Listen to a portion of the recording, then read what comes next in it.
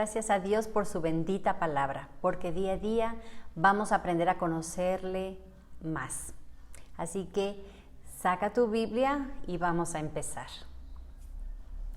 El capítulo 2 de la primera carta del apóstol Pedro dice: desechando pues toda malicia, todo engaño, hipocresía, envidias y todas las detracciones.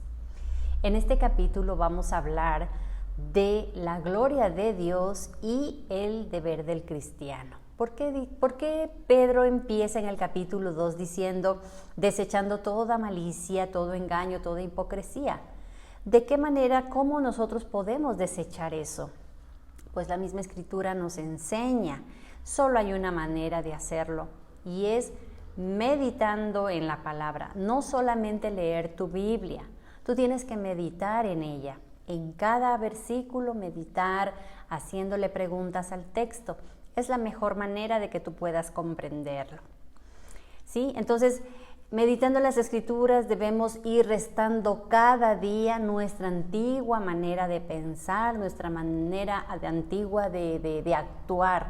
Poco a poco, con el conocimiento de Dios, vamos a ir menguando nuestra antigua manera de vivir. Pedro nos dice que nos ejercitemos en la santidad y la santidad se perfecciona en el temor a Dios. Y el temor a Dios es conocerle. Solo así podrás amarle, solo así podrás obedecerle. Mira lo que dice el Salmo 42:1. Como el ciervo brama por las corrientes de las aguas, así clama por ti, oh Dios, el alma mía. ¿Recuerdas alguna vez que tuviste una sed tan grande y ni siquiera había una tienda cerca para comprarte una botella de agua? Pues esa misma sensación es la del creyente por Dios, por el conocimiento del Señor. Ese debe ser nuestra actitud, nuestra sed por el Señor. Entonces, Pedro, ¿cómo pudo él pasar de haber sido un hombre, él era pescador, era rudo, era iracundo, pasó a ser un hombre sabio, prudente, amoroso, valiente y temeroso de Dios? Solamente conociéndole de una forma genuina. Es la única manera que eso puede acontecer en el creyente, cuando nosotros realmente toda nuestra cosmovisión cambia. Cuando le conocemos a Dios. Hermanos, la palabra de Dios no se contradice, se complementa. Y eso es lo hermoso de ella cuando la estudiamos. Porque el mismo interés que tenía Pedro, tenían los profetas y Moisés. Porque Isaías dijo, no hay otro Dios como Él. Jeremías dijo, Jehová es nuestra esperanza de restauración. Éxodo 19:4-6, Moisés dijo, ustedes vieron lo que hice a los, o sea, Dios diciéndole a Moisés, ¿no? Ustedes vieron lo que hice a los egipcios. Si escuchan y guardan mis mandamientos, serán mi especial tesoro, porque toda la tierra es mía. Pedro era muy entendido en las enseñanzas de Jesús y de los profetas, como lo acabamos de ver en el capítulo 2. Deshágase de ustedes toda mala conducta, porque ustedes son piedras vivas, son la casa espiritual de Dios.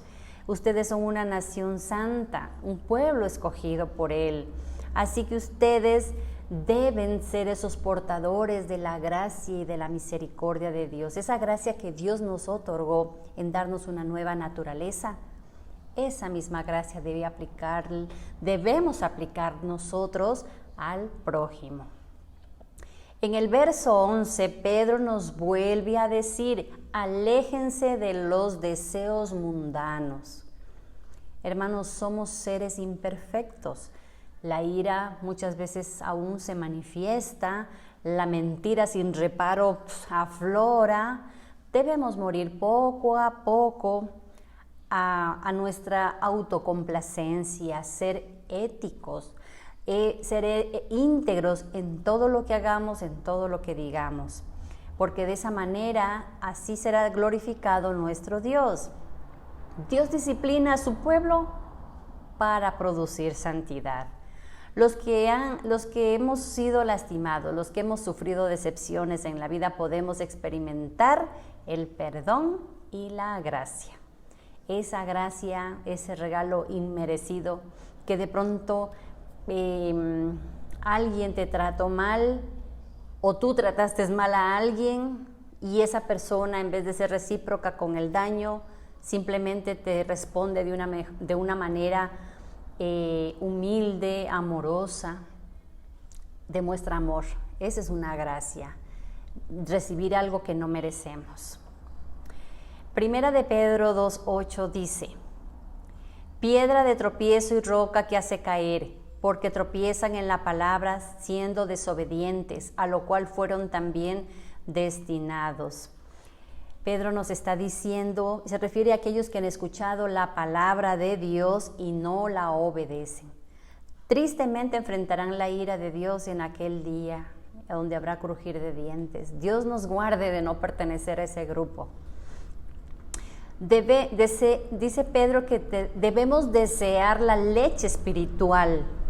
Él nos compara a como ese bebé que se desespera cuando su mamá aún no le da de lactar. Esa misma hambre, esa misma necesidad de saciarnos, debemos nosotros anhelar. Debemos nosotros entrenarnos en la paciencia. Debemos entrenarnos en el perdón, en la misericordia. ¿Cómo? Dios nos entrena a través del sufrimiento, a través de las dificultades. Cada experiencia dolorosa en tu vida es Dios permitiéndola para pulir tu carácter. Dejemos de creer o pensar que porque yo ayuné 7 días por algo en específico, porque yo le estoy clamando algo a Dios, Él está obligado a responder a favor mío la petición solamente porque yo hice determinadas cosas. No es así, hermanos, así no funcionan las cosas espirituales. Dios hará como quiere, cuando quiere y con quien quiere. Y Él verá lo que es bueno para nosotros, porque Dios no nos va a conceder todos nuestros deseos para que seamos felices en este mundo. Dios hará lo que sea necesario para su iglesia, para su gloria. Pedro nos dice, ustedes son pueblo elegido por Dios, muestren la bondad de Dios a otros. Nos dice que el conocimiento debe ir de la mano con la práctica, con la conducta. El creyente debe glorificar a Dios en todo lo que hace. Nuestras vidas deben reflejar aquello que profesamos creer, que es en nuestro precioso Jesucristo. Jesucristo predicaba, no solo cuando Él predicaba saciaba las almas, también saciaba el hambre, la necesidad física. A veces yo he visto personas que ven a otra persona, sea cristiano, no pasando alguna necesidad y le dice, ve, yo voy a orar por ti, yo voy a orar para que Dios te dé un trabajito, te sustente. Y muchas veces, teniendo uno, no sustenta el hambre ajeno. Cuando tú predicas la palabra, verifica, ten certeza de que aquella palabra a la cual estás llevando el mensaje, la palabra de Dios, también su estómago esté saciado, también alguna necesidad económica, y si yo puedo y está en mí ayudar, pues hacerlo. Estamos glorificando a Dios de esa manera, saciar lo físico y saciar la parte espiritual. Muchas veces es algo de que la gente no quiere dar. Es más fácil y más rápido decir, toma, qué sé yo, $10, que decir, te voy a dar mi tiempo, ¿sí? Ven, te escucho, llora conmigo, te acompaño a hacer un trámite. ¿Qué necesitas? Al hospital, a la cárcel, ¿qué hay que hacer? Muchas veces esas cosas no las hacemos porque es tu tiempo, ¿sí? Y como dice el dicho, el tiempo es valioso y muchas veces la gente es algo que no quiere dar. Cuando alguien te difama, tú eres probado y es una oportunidad que Dios nos da. Es increíble que a través de las dificultades y las pruebas o las cosas que las personas a veces hagan con nosotros cuando nos lastiman, son oportunidades que el Señor da para ver cómo reaccionas tú, para demostrar quién mora en ti. Cuando tu pareja te miente, eres probado. Cuando tus hijos son rebeldes y desobedientes, eres probado.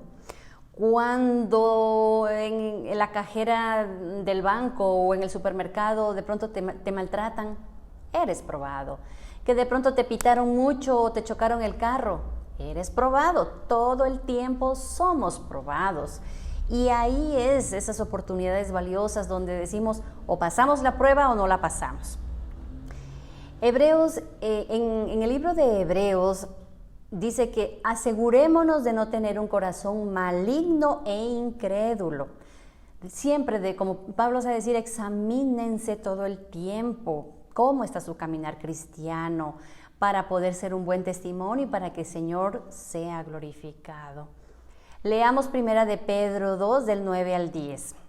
Mas vosotros sois linaje escogido, real sacerdocio, nación santa, pueblo adquirido por Dios, para que anunciéis las virtudes de aquel que os llamó de las tinieblas a su luz admirable.